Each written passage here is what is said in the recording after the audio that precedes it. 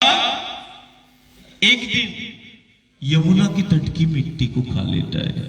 देखो लीला करता है, मेरा ठाकुर मेरा गोविंद लीला करता है। माखन खाते खाते वो एक दिन यमुना के तट की मिट्टी को खा लेता है और यशोदा को, मैया को निमित्त बनाता है और यमुना के तट की मिट्टी को खाकर यशोदा को ब्रह्मांड दिखाता है। आज भी यमुना जी के तट पर ब्रह्मांड घाट है, जहां मुख में माटी को रखकर यशोदा को ब्रह्मांड दिखाया। ये तो सबको ज्ञात है, लेकिन यदि गुरु और गोविंद लीला करता है तो वो लीला में छिपा कुछ संदेश है। वो लीला हमें कुछ बोध कराती है, वो लीला हमें कुछ जीना सिखाती है। वो रामकृष्ण की लीला कहीं ना कहीं वो मूल आधार शक्तियों का परिचय कराती है। क्या कारण है? माखन मिश्री खाने वाला यमुना के तट की मिट्टी को खाता है और मिट्टी को खाकर यशोदा को ब्रह्मांड दिखाता है। अब मुख में तो माटी के कण थे, मैया ने बोला मुख खोल, क्या खाया? अब मिट्टी जिसे खोला तो ब्रह्मांड का दर्शन कराया। मेरा ठाकुर मेरा गोविंद मेरा कृष्ण क्या मुझे बताना चाहता है? यमुना के तट की माटी को खाकर मुझे क्या बताना चाहता है? दुनिया को क्या बताया? हर युग सदी में, ध्यान रखना, हर युग सदी में। और यमुना के तट की माटी को खाकर 5000 वर्ष पहले द्वापर काल में गोविंद, जिसका नाम स्मरण तुम करते हो, मुख में माटी को रखता है और माटी के एक एक कण में छिपी उस ब्रह्मांड की समर्थता को बताता है। मुख में माटी को रखकर माटी के एक एक कण की जीवंतता को बताता है। माटी के एक एक कण में ब्रह्मांड समाया, माटी का एक एक कण में छिपे उस ब्रह्मांड की शक्तियों का दर्शन कराया। मुख में माटी को रखकर माटी की महिमा और माटी के महत्व को बताया। मुख में माटी को रखकर माटी का मान करता है, माटी से प्रेम करना सिखाता है, माटी की महिमा माटी के महत्व को बताता है। मुख में माटी को रखकर सारी दुनिया को बता दिया, माटी के एक एक कण में छिपी उस जीवन शक्ति को बता दिया, माटी के एक एक कण में छिपी उस ब्रह्मांड की समर्थता को बता दिया, माटी की महिमा और माटी के महत्व को बताता है। माटी हमारा अस्तित्व है, ये सारे जगत को बताता है। ये कृष्ण चरित्र है। ये क्या है? ये कृष्ण चरित्र है। माटी से प्रेम करता है, माटी का मान करता है, माटी की महिमा माटी के महत्व को बताता है। माटी हमारा अस्तित्व है, ये सारे जगत को बताता है। माटी की जीवंतता को, माटी के एक एक कण में छिपी ब्रह्मांड की समर्थता को बताता है। अपनी माटी से प्रेम करना सिखाता है, अपनी माटी का मान करता है। वही मेरा गुरु गोविंद है, जो हर युग सदी में माटी का मान करता है, माटी से प्रेम करता है, माटी से जुड़कर जीना सिखाता है। माटी हमारा अस्तित्व है, ये बारंबार हमें बताता है। हम जाति से अलग हो सकते हैं, हम जाति से अलग हो सकते हैं, लेकिन ये धरा, ये माटी से हम सब एक हैं। माटी हमें एक करती है, माटी हमारा अस्तित्व है। और हमारी सनातनी, जो हमारा सनातन परंपरा है या सनातन धर्म या संस्कृति में जो तुम जन्मे हो, दुनिया में सिर्फ हम ही है जो माटी को, धरती को मां कहते हैं। क्या कहते हैं? मां कहते हैं।